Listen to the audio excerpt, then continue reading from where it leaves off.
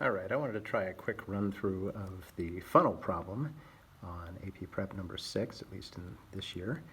This was kind of a cool problem. So they give you this funnel-shaped thing, and if you notice here, they give you the formula for the radius of the funnel. So in other words, the radius is changing. They don't tell us, hey, here's a function that's being rotated around an axis. They just say, you know, for each slice that you make, the radius is going to be determined by 1/20th of 3 plus the height squared. And this is for values of the height between 0 and 10. So part A, they ask you to find the average value of the radius of the funnel. Remember, average value of a function is the integral of the function from A to B over the interval divided by the length of the interval. Okay, you're basically saying if the region was a square or a rectangle, what would that overall function be if it was level at all times? So actually in this one here, I'm not going to go through the whole thing, but it's just the integral from, in this case, 0 to 10 of 1/20th, because they ask for the average value of the radius, so you're just doing the average value function with the radius formula. And anyway, you'll just divide this whole thing by 10. They do want you to do the fundamental theorem here and actually work this out. And as a result, it does take a little bit more work than that. We can take a look at that solution here, and you can perhaps see how you would do that. But it's just, again, fundamental theorem. You just got to be careful and make sure you divide by 10 at the end. But it was designed to be able to be done by hand. Numbers a little messy, but not terrible. Okay, let's go on to part 2 here. All right, so part 2, they ask you to find the volume of the funnel. Okay. Remember, when you're finding a volume, you've got this thing like this. Yeah, you're really adding. It's a horrible drawing, isn't it? Let's try this again.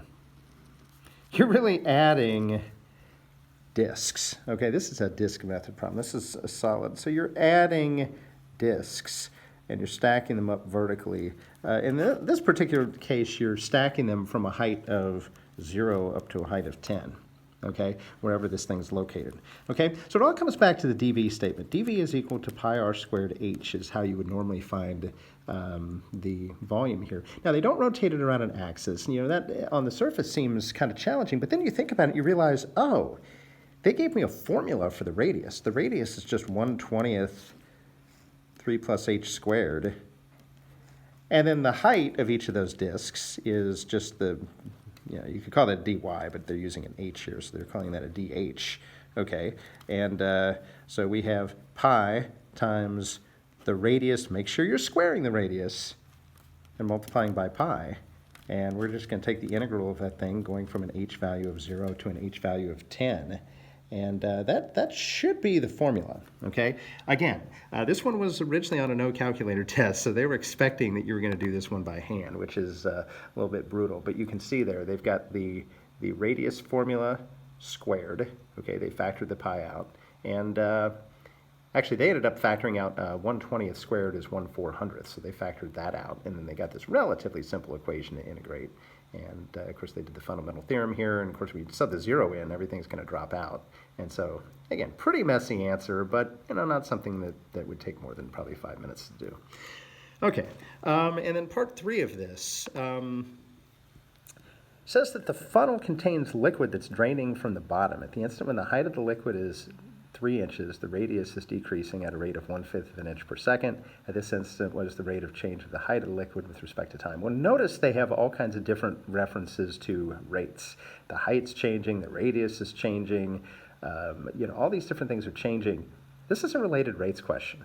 And again, if you look at it real carefully, they're mostly talking about a height and a radius, and we have a formula that relates a height and a radius right here.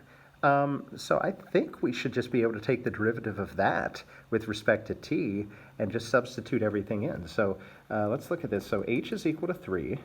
We're going to know that. Be careful. The radius is decreasing. Got to watch your signs here. The increase or decrease of the radius, that's dr dt, is decreasing at a rate of 1/5 of an inch per second, so negative 1/5. And they want the rate of change of the height, so they're looking for dh dt. So I always, figure out what my rates are, and I list those values, and then I just try to fill everything in. So the function is r equals 1/20th 3 plus h squared. I would probably distribute that. R is equal to 3/20 plus 1/20 h squared. And then take the derivative with respect to t. So dr dt is equal to 3/20 derivative is going to be 0. You're going to get 2/20 when you apply the power rule here, which is 1/10 h times the derivative of h with respect to t. And I think we can just fill everything in here. So dr dt is going to be negative 1/5. So negative 1/5 is equal to 1/10 h times dh dt. I'll multiply both sides by 10. That's going to give me negative 2 is equal to h dh dt. And they told me the height was 3, so I'll fill that in. And it looks like dh dt is just going to be negative 2/3. Do try to make sure you get units on here. It's the rate of change of the height.